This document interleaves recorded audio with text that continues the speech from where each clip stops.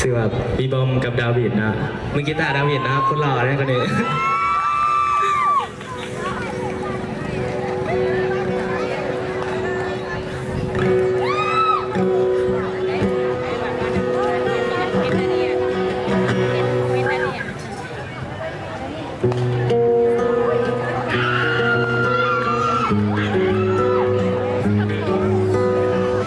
ผู้ใดห้องได้กับห้องสอนกันเด้อ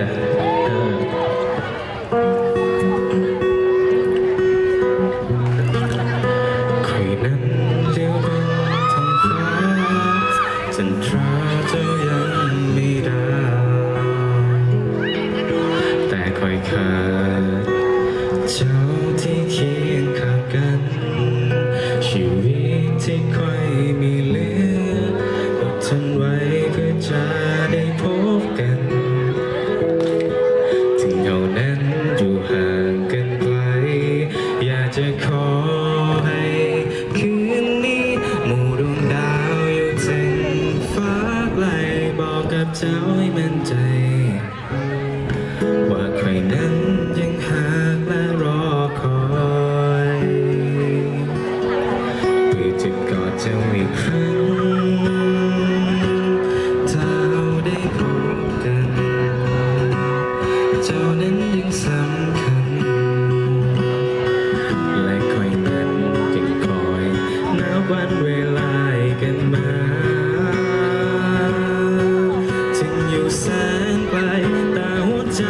ยังเตือนสัญญาที่บอกไว้ว่าจะคอยและคอยนั้นก็ยังคงคอยเจ้าเรื่อยมา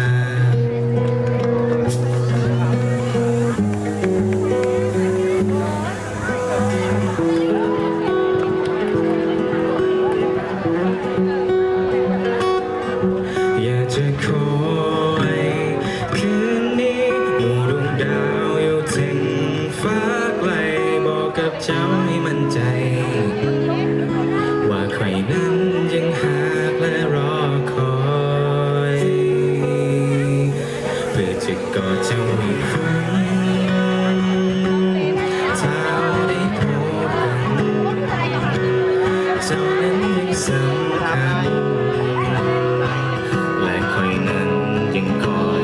นับวันเวลากันมาถึงอยู่แสนไกลแต่หัวใจยังเปลี่ยนสัญญาที่บอกไว้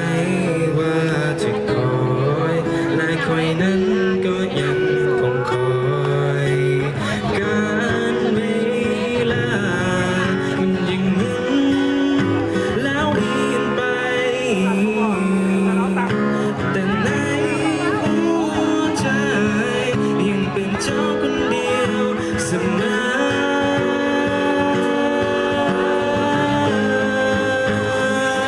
เพื่อจะกอดเจ้าอีกครั้งถ้าเราได้พบกันเจ้านั้นยังสำคัญและคอยนั้นยังคอยนับวันเวลากันมาถึงอยู่แสนไกลแต่หัวใจยังเตือนสัญญาที่บอกไว้ว่าจะคอยและใครนั้นก็ยังคงคอยเจ้าเรื่อยมา